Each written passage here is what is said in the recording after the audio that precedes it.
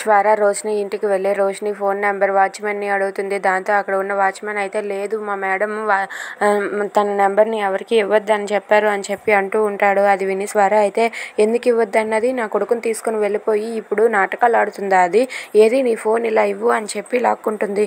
దాంతో వాచ్మెన్ అయితే లేదు మేడం నేను ఇవ్వను అని చెప్పి అంటాడు. అయినా సరే స్వర ఆ ఫోన్ అయితే లాక్కుంటుంది. లాక్కగానే ఆ వాచ్మెన్ అయితే ఒక్కసారిగా షాక్ అవుతాడు. ఏంటి మీ మేడము నువ్వు ఇద్దరు కలిసి నాటకాలు ఆడుతున్నారా ఏంటా?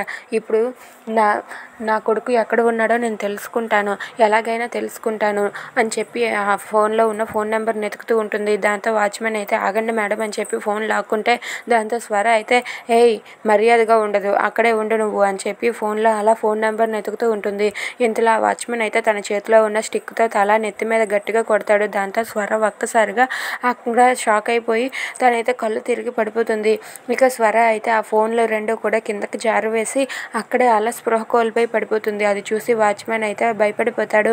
అయినా లేకపోతే బలవంతంగా ఇలా ఫోన్ తీసుకోవడం ఏంటి అని చెప్పి వాచ్మెన్ అనుకుంటూ ఉంటాడు. ఇక స్వర అయితే ఆ వాచ్మెన్ కొట్టిన దెబ్బకు అక్కడే అలా స్పృహ కోల్పోయి పడిపోయి ఉంటుంది. Thanks for watching friends. Please subscribe our channel.